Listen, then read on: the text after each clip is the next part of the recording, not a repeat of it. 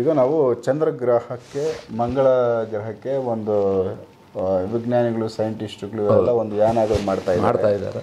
So ಈ ಒಂದು ಹೊರಗಡೆ ಬೇರೆ ಒಂದು ಗ್ರಹಕ್ಕೆ ಮನುಷ್ಯರು ಹೋಗಿ ಜೀವನ ಮಾಡೋದು ಇವೆಲ್ಲ ಒಂದಷ್ಟು ವಿಚಾರ ಆಚೆ ಇದೆ, ಆಗ್ತಾ ಇದೆ. ಏನು ಇದರ ಕತೆ ಏನಾಗುತ್ತೆ? ಇವೆಲ್ಲ ಮಾಡೋಕ್ಕೆ ಸಾಧ್ಯ ಆಗುತ್ತಾ ಮನುಷ್ಯರು? ಅಲ್ಲಿ ಇವರು ಹೋಗ್ಬೋದು ಅಷ್ಟೇ ಅಲ್ಲಿಗೆ. ಆದರೆ ಇದನ್ನು ಇದು ಮಾಡೋಕೆ ಬರಲ್ಲ. ಇದು ಇನ್ನು ಇವಾಗ ಎಷ್ಟು 28 ಯುಗಗಳಾಗ್ಯಾವ, ಇನ್ನೂ 56 ಯುಗ ಆಗ್ಬೇಕು. 84 ಯುಗಗಳಾದಾಗ ಅವಾಗ ಕರೆಕ್ಟ್ ಆಗ್ತದೆ. ನೀವು 16 ಲಕ್ಷ ಏನು ಬರುತ್ತೆ, ಅದು ಸತ್ಯಯುಗದಲ್ಲಿ 16 ಲಕ್ಷ ಆಗ್ಬೇಕಾದ್ರೆ, ತ್ರೇತಾಯುಗದಲ್ಲಿ ಅದು 12 ಲಕ್ಷ ಆಗ್ಬೇಕಾದ್ರೆ, ದ್ವಾಪರ ಯುಗದಲ್ಲಿ 8 ಲಕ್ಷ ಆಗ್ಬೇಕಾದ್ರೆ, ತ್ರೇತಾಯುಗದಲ್ಲಿ 4,32,000 ಏನಿದೆಯಲ್ಲ ಆ ಥರ ಆಗ್ಬೇಕಂದ್ರೆ ಇವಾಗ 84 ಸಲ ರೊಟೇಷನ್ ಆಗ್ಬೇಕು. 84 ಸಲ ಆದಮೇಲೆ ಈ ಭೂಮಂಡಲ ಇರೋದಲ್ಲ, ಮತ್ತೆ ಬೇರೆ ಹೊಸ ಭೂಮಿ ಅವಾಗ ಇದಾಗುತ್ತೆ. ಈ ಭೂಮಿನೇ ನಾಶ ಆಗೇ ಬಿಡ್ತದೆ ಅಷ್ಟೇ. ಕೊನೇ ಇದರಲ್ಲಿ ಅವಾಗ ಯಾವುದೋ ಇನ್ನೊಂದು ಗ್ರಹ ಇನ್ನೊಂದು ಭೂಮಿ.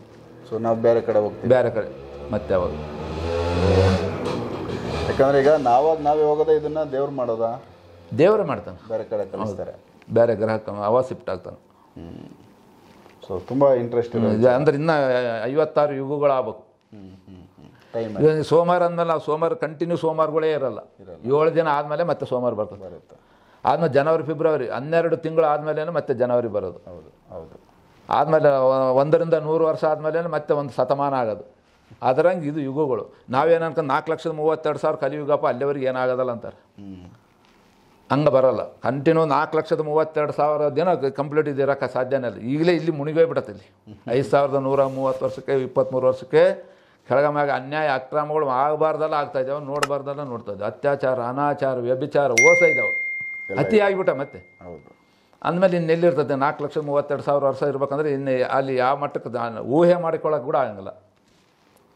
ಸೊ ಇವೆಲ್ಲ ಒಂದಷ್ಟು ವಿಚಾರಗಳು ನಮ್ಮ ಗಮನಕ್ಕೆ ಬರಬೇಕು.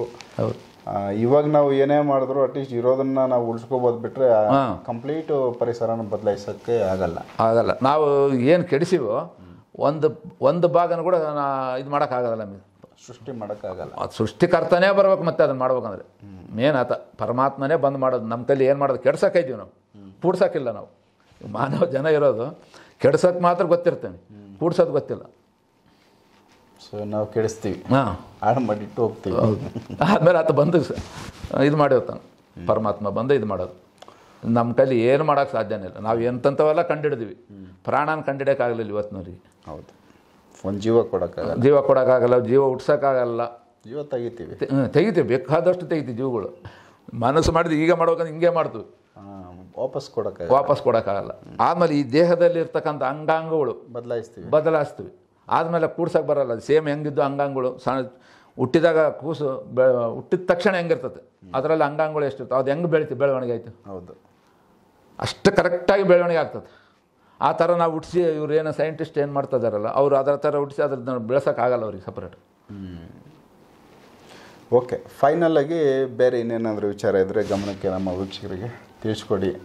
ತಿಳಿಸೋಣ ಸರ್, ಮತ್ತೆ ಏನಾದರೂ ಇದ್ರೆ ತಿಳಿಸಿ. ಆಮೇಲೆ ಬಸವಣ್ಣವರು ನಿಮ್ಮ ಕನಸಲ್ಲಿ ಬಂದು, ಹೌದು, ಫಸ್ಟು ಬಂದಾಗ ಏನು ಹೇಳಿದ್ರು, 8 ಸರಿ ಬಂದು ಹೋಗಿದ್ದಾರೆ. 8 ಸರಿನೂ ಒಂದೊಂದು ವಿಚಾರ ಹೇಳಿದ್ರು ಅಂತ ಹೇಳಿದರು. ಲಾಸ್ಟಲ್ಲಿ ಹೇಳಿದ್ದು ವಿಚಾರ ಯಾವುದು?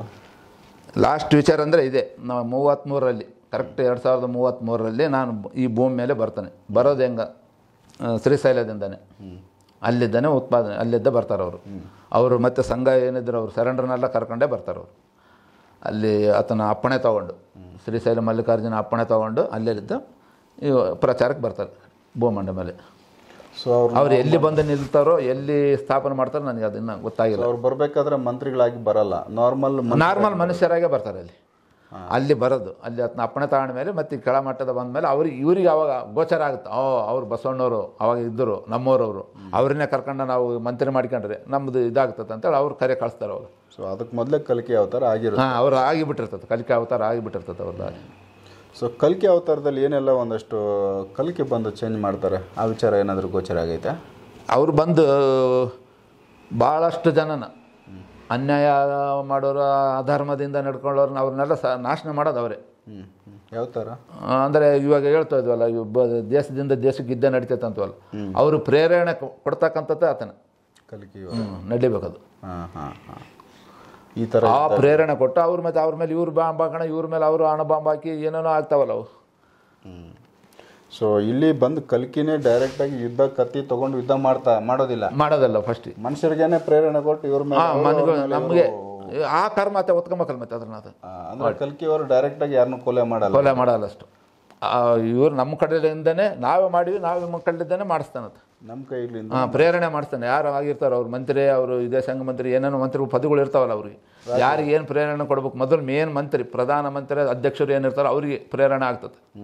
ಆತನ ಇದು ಮಾಡ್ತಾನೆ ಅವ್ರಿಗೆ, ಅವ್ರ ಮೈಂಡ್ಗೆ ಈ ಥರ ಯುದ್ಧ ಮಾಡ್ಬೋದು ಪ್ರೋತ್ಸಾಹ ಕೊಟ್ಟಂಗೆ ಪ್ರೇರಣೆ ಕೊಟ್ಟು ಮಾಡಿಸೋದು, ಪ್ರಚೋದನೆ ಮಾಡ್ತಾನೆ. ಅವ್ರ ಪ್ರಚೋದನೆಯಿಂದ ಅವರು ಅಲ್ಲಿ ಜಾಸ್ತಿ ಯುದ್ಧಗಳಾಗ್ತಾವ. ಬೇರೆ ದೇಶದಲ್ಲೂ ಅವ್ರಿಗೂ ಹಿಂಗೆ ಫೈನಲ್ ಮನುಷ್ಯರು ಯುದ್ಧ ಮಾಡ್ತಾರೆ ಅವರು. ಸೊ ಆತಂದ ಅವ್ರಿಗೆ ಬಲ ಯಾರು ಗೆಲ್ಬೇಕಂಬುದು ಆತಗೆ ಗೊತ್ತಿರ್ತದೆ, ಯಾರನ್ನ ಗೆಲ್ಲಿಸ್ಬೇಕು, ಯಾರನ್ನ ಇದು ಮಾಡ್ಬೇಕಂಬುದು ಆತಗೆ ಗೊತ್ತಿರ್ತದೆ, ಅವ್ರನ್ನೇ ಗೆಲ್ಲಿಸ್ತಾನೆ, ಅಲ್ಲಿ ಮಾಡ್ತಾನೆ. ಓಕೆ.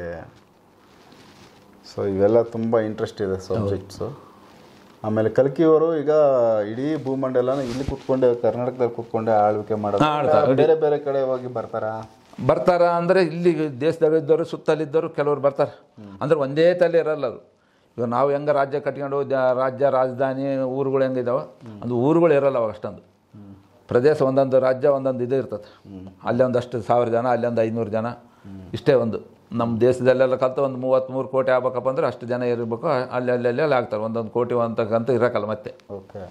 ಆದಮೇಲೆ ಅವರು ಇಲ್ಲೆಲ್ಲ ನಾವು ಭೂಮಿಯಲ್ಲಿ ಕೆಳಗಡೆ ಭಾಳ ಮಾಡ್ತಾ ಆ ಥರ ಇಲ್ಲ. ನದಿ ದಡದಲ್ಲಿ, ಗುಡ್ಡದಲ್ಲಿ, ಸಮೀಪ ಗುಡ್ಡ ಪಕ್ಕ ನದಿಗಳು ಎಲ್ಲಿ ಹರಿತಾವ ಅಲ್ಲಿ ಅವ್ರ ಜೀವನ. ಯಾಕಂದ್ರೆ ನೀರು ಸವಲತ್ತು ಬೇಕು ಅವ್ರಿಗೆ ಮುಂದೆ. ಅವ್ರಿಗೆ ಹೌದು, ಅಲ್ಲೇ ಅವ್ರು ಜಾಸ್ತಿ ಸ್ಥಾಪನೆ ಆಗುತ್ತಾವೆ. ಈಗ ನಮಗೆ ಭೂಮಿಯಲ್ಲಿ ಅಂತರ್ಜಲ, ಭೂಮಿ ಫುಲ್ ಒಳಕ್ಕೆ ಹೋಗ್ಬಿಟ್ಟಿದ್ದೀವಿ. ನೀರು ಬಂದು ಎಷ್ಟೋ 1000 ಅಡಿಗಳು ಒಳಗಡೆಯಿಂದ ನೀರು ತೆಗಿತಾ ಇದ್ವಿ. ಅವಾಗೆಲ್ಲ ಮೇಲೆ ಇರ್ತಾವೆ. ಈ ಥರದ್ದೇನು ಏನು ಪ್ರಾಬ್ಲಮೇ ಇರಂಗಿಲ್ಲ. ಸುಮ್ಮನೆ ಕೈಲೇ ತೋಡಿದ್ರು ಕೂಡ ನೀರು ಬರ್ತದೆ ಅವಾಗ. ಅದು ಯುಗದಲ್ಲಿ, ಸತ್ಯಯುಗದಲ್ಲಿ ಈ ಥರ ನಾವೇನು ಕಾರುಗಳು, ಬಸ್ಸುಗಳು ಯಾವ ಇರಲ್ಲ, ಫ್ಲೈಟ್ಗಳು ಯಾವ ಕೇಳಬೇಡವು, ಯಾವ ಇರಲ್ಲ, ಯಾವುದೇ ಇರಲ್ಲ. ಮನುಷ್ಯರು ಕೂಡ ಅವಾಗ ನಾವು ಬಿತ್ತಬೇಕು, ಉಳ್ಬೇಕಂಬುದು ಯಾವುದೇ ಇರಲ್ಲ ಅವ್ರಿಗೆ. ಮತ್ತು ಊಟಕ್ಕೆ ಆಹಾರ ಅವಾಗ ಗಿಡ ಮರ ಬೆಳೆದಿರ್ತಾವೆ. ಹಣ್ಣು ಹಂಪಲ ಗಡ್ಡೆ ಗೆಣಸು ಸಿಗ್ತವೆ, ತಿಂತಾರೆ. ಆದಮೇಲೆ ದೊಡ್ಡ ಇದ್ದಿದ್ದರು ಮಹಾತ್ಮರು ಅವ್ರಿಗೆ ಊಟನೇ ಇಲ್ದಂಗೆ ನೀರು ಕುಡ್ದಿರ್ತಾರೆ, ನೀರು ಕುಡ್ಲಂಗನೂ ಇರ್ತಾರೆ ಅವರು. ಆ ಥರ ಅವ್ರಿಗೆ ಸತ್ಯಯುಗದಲ್ಲಿ. ಸತ್ಯಯುಗದ ಮಧ್ಯಕಾಲ ಬಂದಮೇಲೆ ಅವಾಗಿದ್ದು ನಾವು ನಮಗೆ ಬೇಕಾದ ಆಹಾರ ಬೇಕಲ್ಲಪ್ಪ, ಚಲೋದು ಮಾಡ್ಕೊಬೇಕಂದ್ರೆ ಅವಾಗ ಬಿತ್ತದು ಬೇರೆ. ಅಂದರೆ ಬಿಗಿನಿಂಗಲ್ಲಿ ಇಲ್ಲ, ಬಿಗಿನಿಂಗ್ ಫಸ್ಟಿಗೆ ಇರಲ್ಲ. ಅರ್ಧ ಯುಗ ಕಳೆದ ಮೇಲೆ ಮತ್ತೆ ಶುರು ಆಗುತ್ತೆ ಸ್ವಲ್ಪ. ಅವಾಗ ಸೇಮ್ ಇವಾಗ ಹೆಂಗಿರ್ತೋ ಹಂಗೆ. ಸೊ ಕಾಡು ಪ್ರಾಣಿಗಳು ಇವೆಲ್ಲ ಮತ್ತೆ ಸೇಮ್ ಟು ಸೇಮ್ ಆಗ್ತಾವೆ. ಅಂದರೆ ಅವಾಗ ಮೃಗಗಳು ಆ ಪ್ರಾಣಿ ಈ ಪ್ರಾಣಿ ತಿಂತಂತಾರೆ, ಅವು ತಿನ್ನೋದಲ್ಲ ಸತ್ಯಯುಗದಲ್ಲಿ. ಅವು ಮತ್ತು ಅವು ಕೊಟ್ಟೆಗೆ ಆಹಾರ ಮಾಮೂಲಿ ಗಡ್ಡೆ ಗೆಣಸು, ಹುಲಿ, ಸಿಂಹ ಅವು ಅಷ್ಟೇ. ಗಡ್ಡೆ ಗೆಣಸೆ ತಿನ್ನೋದು. ಹೌದು, ಪ್ರಕೃತಿ ಹಂಗೆ ಮಾಡಿರ್ತಾನೆ. ಪರಮಾತ್ಮನೇ ಸೃಷ್ಟಿ ಹಂಗೆ ಆ ಥರ ಮಾಡಿರ್ತಾನೆ. ಅವ್ರಿಗೆ ಯಾವ ದೇಶನೇ ಇರೋಕ್ಕಲ್ಲ, ತಿನ್ನಬೇಕಾದನ್ನು ಒಬ್ಬರ ಮೇಲೆ ಒಬ್ಬರು ಇದು ಮಾಡಿ ಹಿಂಸೆ ಮಾಡಿ ತಿನ್ನೋದಂತ ಯಾವುದೂ ಪ್ರಾಣಿಗೆ ಕೊಟ್ಟಿಲ್ಲ ಆತ.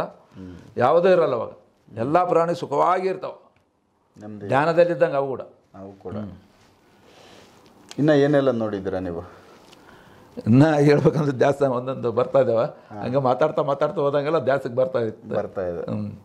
ಓಕೆ. ಇವೆಲ್ಲ ಕಲ್ಪನೆ ನಿಮ್ಮ ಕನಸಲ್ಲಿ ಇವೆಲ್ಲ ಕಂಡಿರೋದು ನೀವು? ಸ್ವಪ್ನದಲ್ಲೇ ಬಂದಿರೋದು, ಕಂಡಿರೋದು. ಈ ಥರ ಆಗುತ್ತೆ, ಹಿಂಗೇ ಇರ್ತದೆ ಅಂತಂದೇಳಿ. ಅವಾಗ ಏನು ಬಿಲ್ಲು ಬಾಣ ಯಾವ ಇರೋದಲ್ಲ ಸತ್ಯಯುಗದಲ್ಲಿ ಫಸ್ಟಿಗೆ. ಅಂದರೆ ಏಲಿಯನ್ಸ್ ಇವೆಲ್ಲ ನಾವು ಕೇಳ್ತೀವಿ, ಯಾವುದೋ ಅನ್ಯಗ್ರಹ ಜೀವಿಗಳು ಭೂಮಿ ಮೇಲೆ ಅಟ್ಯಾಕ್ ಮಾಡ್ತವೆ, ಏಲಿಯನ್ಸು ಅವು ಇವು ಅಂತ. ಸೊ ಈ ಥರ ಏಲಿಯನ್ಸು, ಬೇರೆ ಗ್ರಹಗಳಲ್ಲಿರೋ ಜೀವಿಗಳು ಭೂಮಿಗೆ ಬಂದು ಹೋಗೋದು, ಇವೇನಾದರೂ ಕಾಣಿಸಿದೆಯಾ?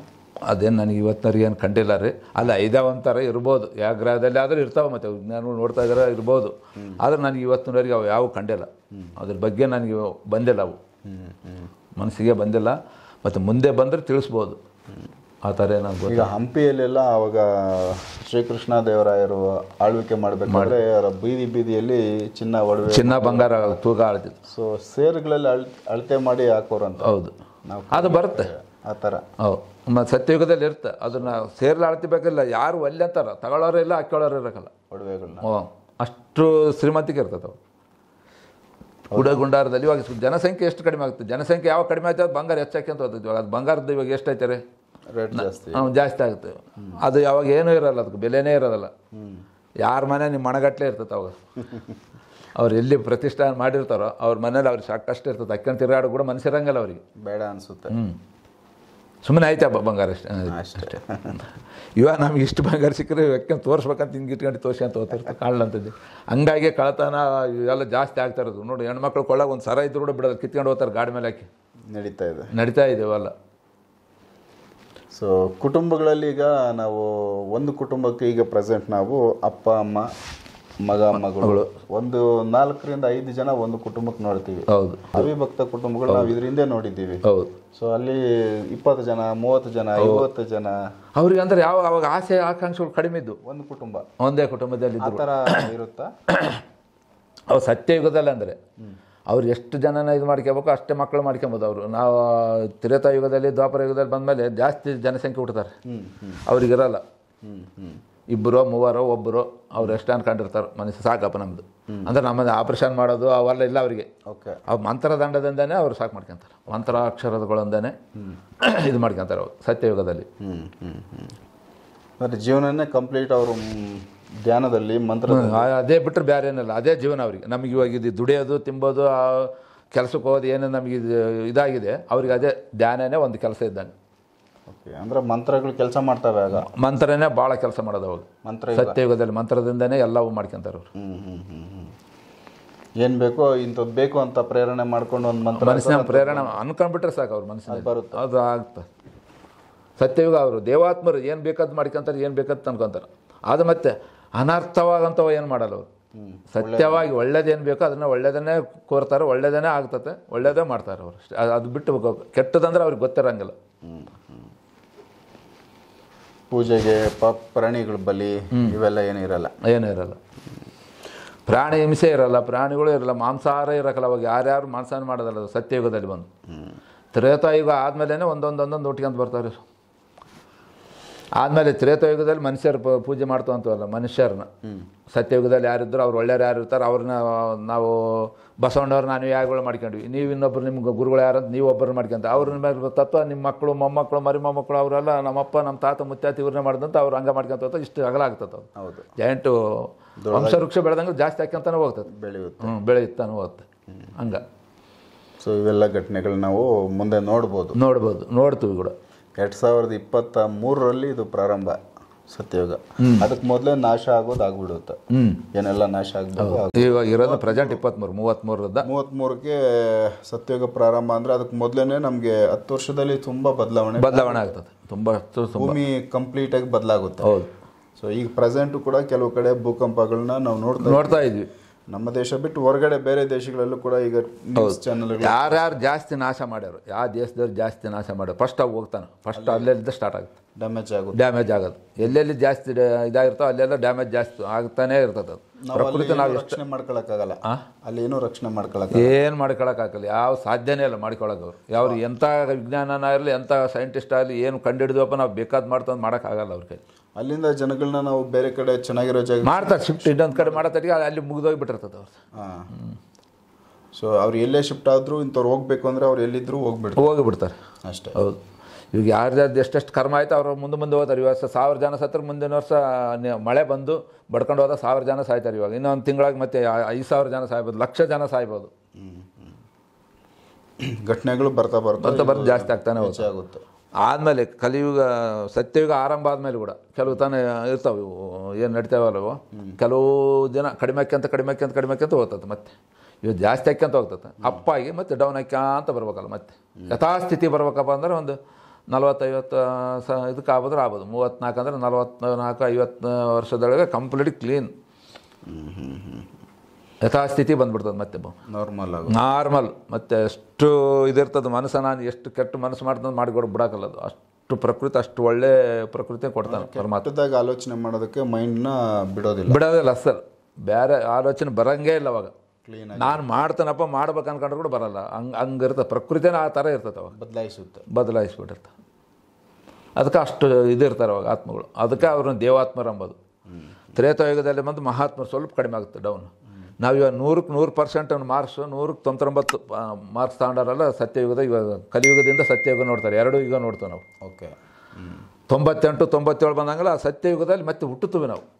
ಮಾರ್ಕ್ಸ್ ಹೆಂಗೆ ಕಮ್ಮಿ ಆಕ್ಯಂತ ಹಂಗಂಗೆ ಲೇಟ್ ಆಕ್ಯಂತ ನಾವು 60-80-85 ಬಂದ ಮಧ್ಯಯುಗದಾಗ ಇರ್ತೀವಿ ಹುಡ್ತೀವಿ. 76ಕ್ಕೆ ಬಂದಪ್ಪ ಸತ್ಯಯುಗ ಕೊನೆಯ ಭಾಗದಲ್ಲಿ ಇರ್ತದೆ. 75 ಬಂದತ್ತಂದ್ರೆ ತ್ರೇತಾಯುಗದ ಹುಡ್ತು ಅಂತ ಅರ್ಥ. ನಾವು ನಾವು ಮಾಡಿದ್ವಿ. ಇವಾಗ ನಾವು ಮಾರ್ಕ್ಸ್ ತಗೋಬೇಕಪ್ಪ ಅಂದರೆ ನಾವು ಇವಾಗಲೇ ಮಾರ್ಕ್ಸ್ ತಗೋಬೇಕು. 100ಕ್ಕೆ 100 ತಗೊಂಡಿವಪ್ಪ ಅಂದರೆ 100ಕ್ಕೆ 100 199 ತಗೊಂಡವ್ರು ಮತ್ತು ಸತ್ಯಯುಗ ನೋಡ್ತಾರೆ. ಇವೆರಡು ಮಾರ್ಕ್ಸ್ ತಗೊಂಡವ್ರು ಸತ್ಯಯುಗ ನೋಡ್ತಾರೆ. ಮತ್ತು ನಾವು ಇಲ್ಲಪ್ಪ ಅಲ್ಲಿ ನಾವು ಟ್ರೈ ಮಾಡಿದ್ವಿ ಇಷ್ಟೇ ಆಯ್ತು 75 ಮಾರ್ಕ್ ಅಂದರೆ ನೀನು ತ್ರೇತಾಯುಗದವ್ರಿಗೆ ಕಾಯ್ಬೇಕು. ನೀನು ತ್ರೇತಾಯುಗದ ಫಸ್ಟಿಗೆ ಬರ್ತೀನಿ ನೀನು ಅವಾಗ. ಅಲ್ಲಿವರೆಗೂ ಎಲ್ಲಿರ್ತವೆ ಈ ಆತ್ಮ? ಆ ಆತ್ಮ ಮತ್ತು 14 ಲೋಕಗಳೇನಿದಾವೆ ಅವ್ರವ್ರ ಕರ್ಮಕ್ಕೆ ತಕ್ಕಂದು ಅಲ್ಲಿ ಇದಾಗ್ತಾರೆ, ಮತ್ತೆ ಹುಡ್ತಾರೆ ಅವರು, ಅಲ್ಲಿ ಜೀವನ ಮಾಡ್ತಾರೆ ಅವರು. ಸೊ ಇದೊಂದು ಸರ್ಕಲ್ ಅದು. ಇಲ್ಲಿ ಸಿಕ್ಕಿಲ್ಲ ಜನ್ಮ ಅಂದರೆ ಇನ್ನೊಂದು ಬೇರೆ ಇನ್ನೊಂದು ಯಾವುದೋ ಗ್ರಹದಲ್ಲಿ ಎಲ್ಲೋ ಒಂದು ರೀತಿ ಜನ್ಮ ಇರ್ತದೆ. ಜನ್ಮ ಇದ್ದೇ ಇರ್ತದೆ, ಸಾವೇ ಇಲ್ಲ. ಆತ್ಮಕ್ಕೆ ಬಂದು ಸಾವೇ ಇಲ್ಲ. ಇದು ಬಿಟ್ಟನಪ್ಪ ಅಂದ್ರೆ ಇನ್ನೊಂದು ತಗೊಳ್ಳೇಬೇಕತ್ತ. ಅಂದ್ರೆ ಅಲ್ಲಿ ಇದು ಏನು ಮಾಡಿದ ಕರ್ಮಗಳು ಅಲ್ಲಿ ಹೋಗಿ ಒಪ್ಸ್ಬೇಕತ್ತನ ಹತ್ರ. ಒಪ್ಪಿಸಿ ಅಲ್ಲಿ ಏನು ಶಿಕ್ಷೆ ಕೊಡ್ತಾನೆ ಆ ಶಿಕ್ಷೆನ ಅನುಭವಿಸಿ ನಾನು ಮುಂದೆ ಮಾಡಲ್ಲ ಅಂತ ಮತ್ತೆ ಒಪ್ಪಿಕೊಂಡು ಮತ್ತೆ ಬರ್ತಾನೆ ಭೂಮಿ ಆಗಲಿ ಇನ್ನೊಂದು ಗ್ರಹ ಆಗಲಿ. ಅವ್ರು ಏನನ್ನು ಕರ್ಮ ಮಾಡ್ಯಾರ, ಯಾವ ಗ್ರಹಕ್ಕೆ ಹೋಗ್ಬೇಕು ಆ ಗ್ರಹಕ್ಕೆ. ನಾ ಸತ್ಯಯುಗ ಬಂದಮೇಲೆ ಇವಾಗ 891 ಕೋಟಿ ಬಂದು ಇಲ್ಲಿ ಇರ್ತವೆ ಬರೋಕೆ ಆಗಂಗಿಲ್ಲ ಆತ್ಮಗಳು. ಅವ್ರು ಅಂತಂಥ ಕರ್ಮಗಳು ಮಾಡಿರ್ತಾರೆ. ಆ ಕರ್ಮಗಳು ಅಲ್ಲೇ ಅನುಭವಿಸ್ಬೇಕು. ಬೇರೆ ಬೇರೆ ಲೋಕಗಳು ಇರ್ತಾವೆ, ಅಲ್ಲಿಗೆ ಹೋಗ್ತಾರೆ. ಎಷ್ಟು ಉದ್ದ ಮನುಷ್ಯ ಬೆಳಿಬೋದು ಸರ್? ಈಗ ನಾವು ಎಲ್ಲ ಒಂದು 5 ರಿಂದ 6 ಅಡಿ 7 ಅಡಿ ಇಲ್ಲ ಇವು ಸಾಧ್ಯ. 5 6 ಕನಿಷ್ಠ 6 ಮೇಲೆ ಇರೋರು ತುಂಬ ಕಡಿಮೆ, ಭಾಳ ವಿರಳ, ತುಂಬ ಕಡಿಮೆ. 6 5 ಮುಕ್ಕಾಲು 6 ಅನ್ನೋ ಲೆಕ್ಕಕ್ಕೆ ಬರ್ತಾರೆ. 10 ಮೇಲೆ ಇರ್ತಾರೆ ಅವ್ರು. 10 11 12ವರೆಗೆ ಇರ್ತಾರೆ ಸತ್ಯಯುಗದಲ್ಲಿ ಬಂದು. ಅಷ್ಟು ಎತ್ತರ ಇರ್ತಾರೆ, ಅಷ್ಟು ಆರೋಗ್ಯವಂತರಾಗಿರ್ತಾರೆ, ಬೆಳಿತಾರೆ ಅದು. ಸೊ ಈಗ ನಾವು ಕೂಡ ಯಾರಾದರೂ ಈಗ ಪ್ರೆಸೆಂಟ್ ಸತ್ಯಯುಗಕ್ಕೆ ಈ ಕಲಿಯುಗದಿಂದ ಹೋಗೋರು ಅವರು ಬೆಳಿತಾರೆ ಅವಾಗ? ಇಲ್ಲ ಅವ್ರು ಅಂದ್ರೆ ಇವಾಗ ಸದ್ಯ ಅವಾಗ ಆ ಪ್ರಕೃತಿ ತಕ್ಕಂಗೆ ಸ್ವಲ್ಪ ಬೆಳಕೆ ಅಂತ ಹೋಗ್ತಾರೆ. ಇವಾಗ ಏನೈತೆ ನಮ್ದು ನಾರ್ಮಲು 7 8 ನಾವು 6 ಇದ್ದೇವೆ ಅನ್ಕ 8 8ವರೆ 9ವರೆಗೆ ಬೆಳಿಬೋದು. ನಮ್ಮ ಆರೋಗ್ಯ ಬಟ್ಟಿ, ನಮ್ಮ ದೇಹದ ಆರೋಗ್ಯನ ಬಟ್ಟಿ ಅವಾಗ ಇರ್ತದೆ. ಅಲ್ಲಿ ಸ್ವಲ್ಪ ಜಾಸ್ತಿ ಬೆಳಿತಾರೆ. ಹೊಸದಾಗಿ ಅಲ್ಲಿ ಹುಟ್ಟ ಆದಮೇಲೆ ಅಲ್ಲಿ ಅವ್ರಲ್ಲಿ ಹುಟ್ಟ ಮಕ್ಕಳೆಲ್ಲ ಮತ್ತೆ ಪ್ರಕೃತಿ ಏನಿರ್ತದೆ ಅದೇ ಇದಕ್ಕೆ ತಕ್ಕಂಗೆ ಬೆಳೆದು ಬಿಡ್ತಾರೆ ಅವರು. 12 ಅಡಿಗೋರಿ ಬೆಳಿತಾರೆ. 10ರ ಮೇಲೇನೆ ಇರ್ತಾರೆ ಅವಾಗೆಲ್ಲರು. ತುಂಬ ಹೈಟ್. ಸೊ ಇವೆಲ್ಲ ನೋಡಿದ್ದೀರಾ? ನೋಡಿದ್ವಿ. ಅವು ಅಷ್ಟೇ ಥರ ಇರ್ತಾರೆ ನಾವು ನೋಡೋದು.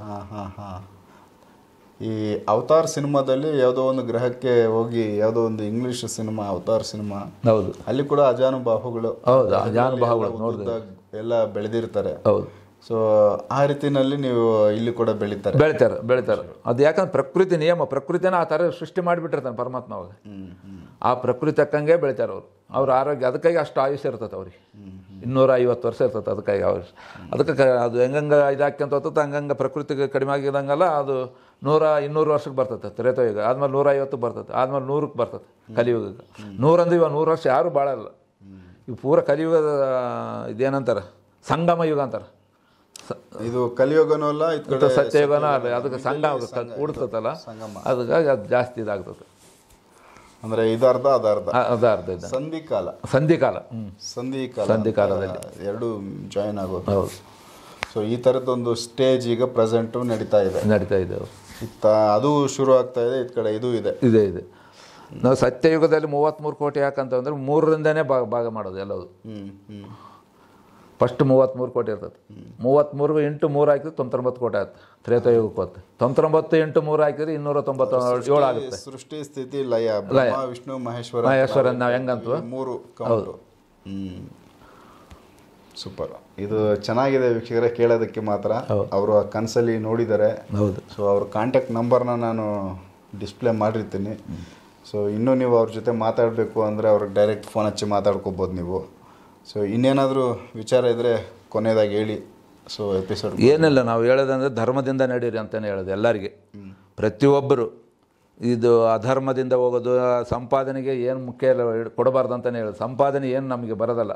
ಸಂಪಾದನೆ ಎಷ್ಟು ಜಾಸ್ತಿ ಆಗುತ್ತೋ ಅಷ್ಟು ಚಿಂತೆಗಳು ಜಾಸ್ತಿ ಆಗ್ತವೆ, ಆಲೋಚನೆಗಳು ಜಾಸ್ತಿ ಆಗ್ತವೆ. ಕೆಟ್ಟ ಆಲೋಚನೆ ಇನ್ನೂ ಸಂಪಾದನೆ ಮಾಡಬೇಕು. ಎಷ್ಟು ಮಾಡಿದ್ರು ಅದಕ್ಕೆ ಆಸೆ ಕಡಿಮೆ ಇಲ್ಲ.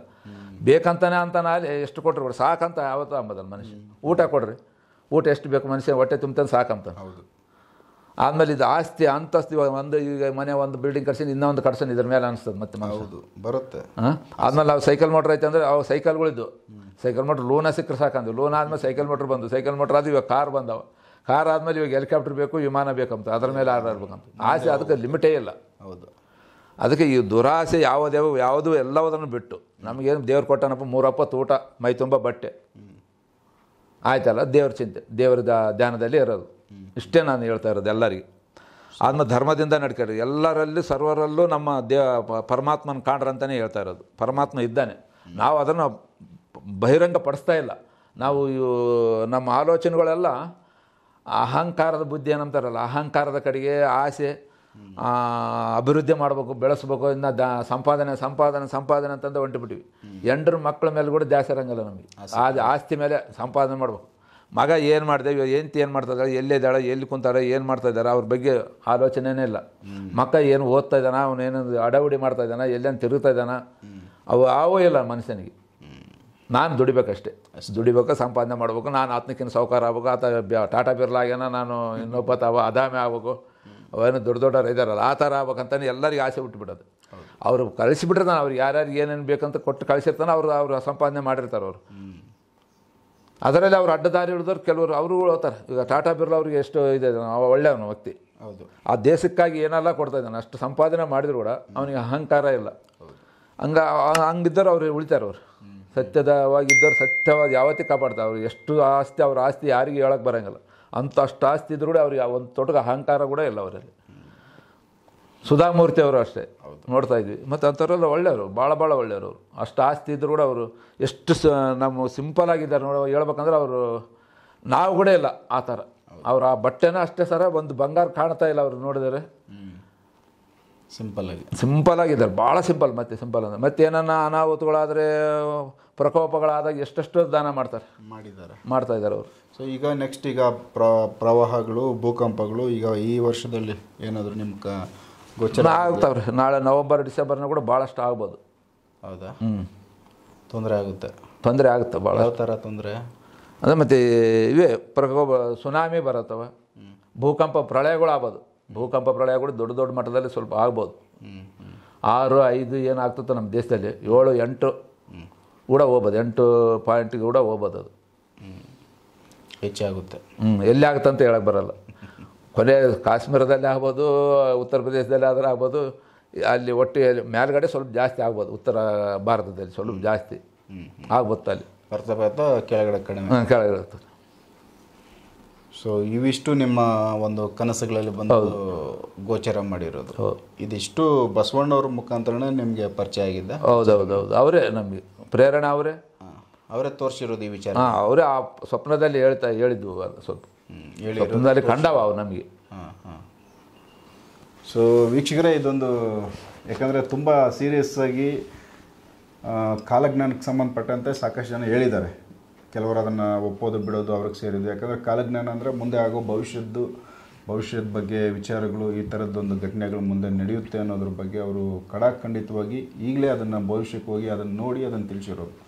ಇವರನ್ನು ಕಾಲಜ್ಞಾನಿಗಳು ಅಂತ ನಾವು ಕರ್ಕೊತ ಬಂದಿದ್ವಿ. ವೀರಬ್ರಹ್ಮೇಂದ್ರ ಸ್ವಾಮಿಗಳು ಅವ್ರಿಗೆ ಸಂಬಂಧಪಟ್ಟಂತೆ ವಿಚಾರಗಳು ತಿಳಿಸಿದ್ರು. ಅವರು ಬರೆದಿದ್ದಾರೆ ಸಾಕಷ್ಟು. ಅವ್ರ ವಿಚಾರಗಳನ್ನ ತಾಳೆ ಪತ್ರಗಳಲ್ಲಿ ಬರೆದಿಟ್ಟಿದ್ದಾರೆ. ಅದೇ ಥರ ಕೈವರ ನಾರಾಯಣ ತಾತನವ್ರಿಗೆ ಬರೆದಿದ್ದಾರೆ, ಬಬ್ಬಲಾದಿ ಮಠದವರು, ಆಮೇಲೆ ನಮ್ಮ ಕೊಡಕಲ್ ಬಸವಣ್ಣವರು, ಸುಮಾರು ಶರಣರು ಕೂಡ ಈ ಕಾಲಜ್ಞಾನಗಳನ್ನ ಬರೆದಿಟ್ಟು ಹೋಗಿದ್ರು ಆಗಲೇ ಅವರು ಇದ್ದಾಗ. ಯಾಕಂದರೆ ಅವ್ರು ಇದ್ದಾಗಲೇ ಅವ್ರು ಮುಂದಿನ ನೋಡಿದರು, ಭವಿಷ್ಯದ ಬಗ್ಗೆ ಹೋಗಿ ನೋಡಿ ಅದರ ಬಗ್ಗೆ ಬರೆದಿಟ್ಟು ಹೋಗಿದ್ದು. ಸೇಮ್ ಅದೇ ವಿಚಾರನೇ ಈಗ ಬಸವಣ್ಣವರು. ಸೊ ಆಲ್ರೆಡಿ ಅವರು ಶರಣರು ಇದ್ದರು, ಹೋದರು.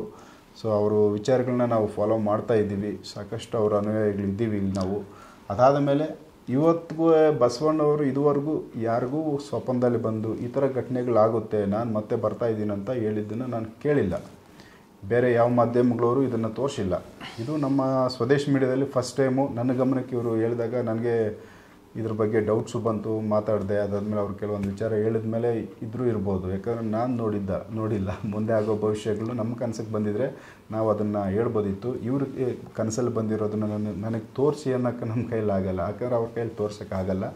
ಅವ್ರ ಅನುಭವಗಳನ್ನ ಅವ್ರು ಹೇಳ್ಕೊಳ್ತಾರೆ. ಹಾಗಾಗಿ ಅವರು ಪುಸ್ತಕಗಳನ್ನ ಓದಿ ಅವ್ರ ತಲೆ ಕೆಟ್ಟು ಏನಾದರೂ ಈ ಥರ ಹೇಳೋರ ಅನ್ನೋ ಥರ ನಾನು ಆ ವಿಚಾರಗಳು ಇದಕ್ಕೆ ಮೊದಲು ಎಲ್ಲಾದರೂ ಓದಿದ್ದೀರಾ ನೀವು ಇವೆಲ್ಲ ಕೇಳಿದೆ. ಅವರು ಅದನ್ನು ಓದಿಲ್ಲ, ಏನಿಲ್ಲ. ಅವರು ಬೇರೆ ಲೈನಲ್ಲಿದ್ದವರು.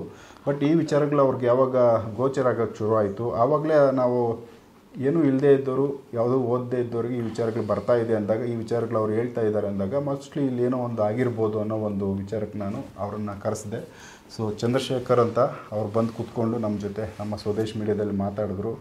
ಸೊ ಮುಂದೆ ಈ ಥರದ್ದು ಒಂದಷ್ಟು ವಿಚಾರಗಳು ಭವಿಷ್ಯದಲ್ಲಿ ಆಗುತ್ತೆ. ಇದನ್ನು ಬಸವಣ್ಣವರು ಖುದ್ದು ಸ್ವತಃ ಅವರೇನೆ ನಮ್ಮ ಕನಸಲ್ಲಿ ಬಂದು ಹೇಳಿರೋದು. ಪದೇ ಪದೇ ಬಂದು ಹೇಳ್ತಾ ಹೋಗಿದ್ದಾರೆ. ಇನ್ನೂ ಒಂದಷ್ಟು ವಿಚಾರಗಳು ಹೇಳಿದ್ದಾರೆ. ಬಟ್ ಇದು ಇಷ್ಟು ವಿಚಾರಗಳನ್ನ ಇದು ಸದ್ಯಕ್ಕೆ ಹೇಳಿರೋದು. ಇನ್ನು ಮುಂದೆ ಹೇಳ್ಬೋದು.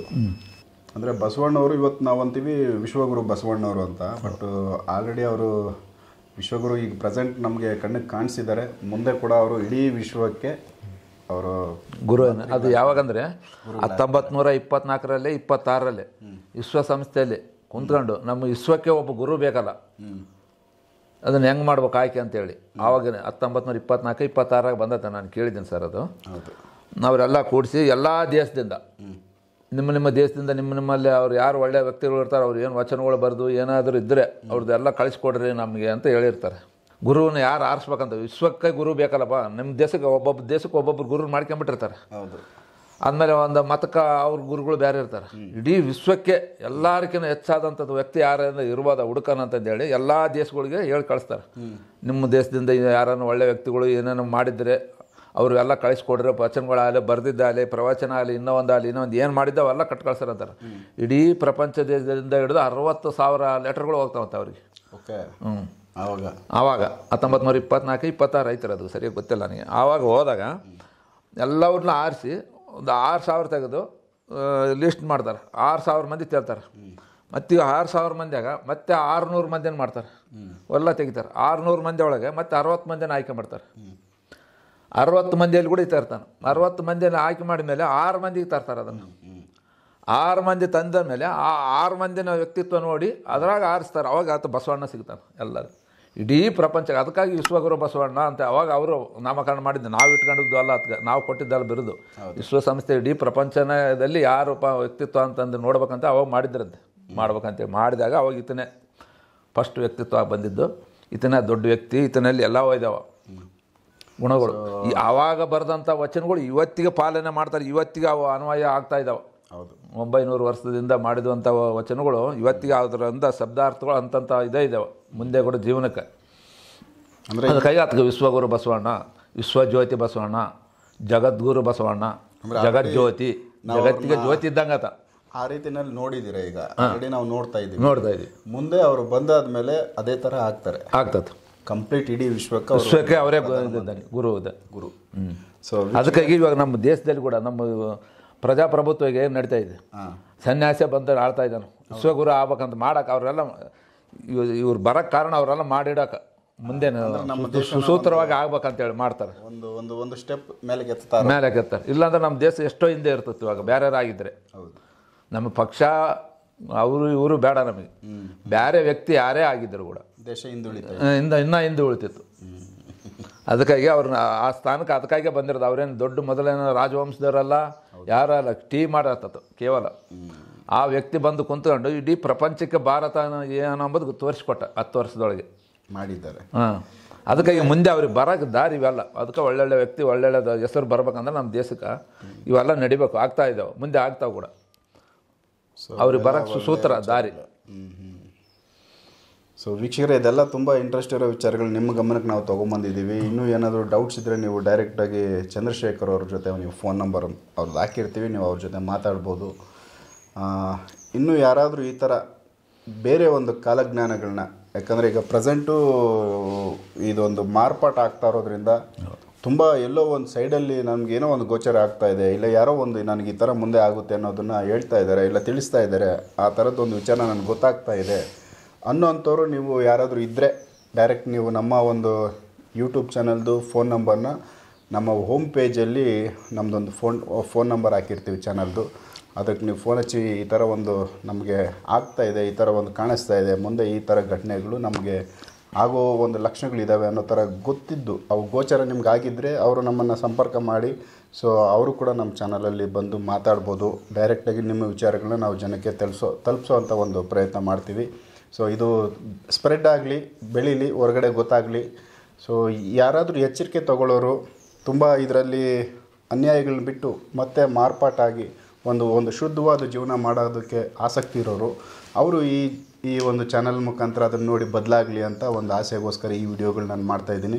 ಪ್ರಚಾರ ಮಾಡೋದು ಮೊದಲು ಅದೊಂದು ಕಾಲ ಇತ್ತು, ಮನೆ ಮನೆಗೋ ಊರಿಗೋ ಹೋಗಿ ಪ್ರಚಾರ ಮಾಡಬೇಕಾಗಿತ್ತು. ಈಗ ಎಲ್ಲೋ ಒಂದು ಕಡೆ ಕುತ್ಕೊಂತ ಮಾತಾಡಿ ಸೋಷಿಯಲ್ ಮೀಡಿಯಾಗಳಲ್ಲಿ ಅದನ್ನು ಅಪ್ಲೋಡ್ ಮಾಡೋದ್ರಿಂದ ಅದು ವಿಚಾರ ಆಚೆವಾಗುತ್ತೆ, ಎಷ್ಟೋ ಸಾವಿರಾರು ಜನಕ್ಕೆ ಅದು ತಲುಪುತ್ತೆ, ಈಸಿಯಾಗಿ ಪ್ರಚಾರ ಮಾಡ್ಬೋದು. ಹಾಗಾಗಿ ಇದೊಂದು ಮಾರ್ಗ, ಇದನ್ನು ನಾವು ಬಳಸ್ಕೊಳ್ತಾ ಇದ್ದೀವಿ. ಸೊ ಇದನ್ನು ನೀವು ಕೂಡ ಈ ಥರ ಇದ್ದವರು ನಮಗೆ ಸಂಪರ್ಕ ಮಾಡಿ ಈ ಒಂದು ಮಾಧ್ಯಮನ ಬಳಸ್ಕೊಳ್ಳಿ ಅಂತೇಳಿ ನಾನು ಕೇಳ್ಕೊಳ್ತೀನಿ.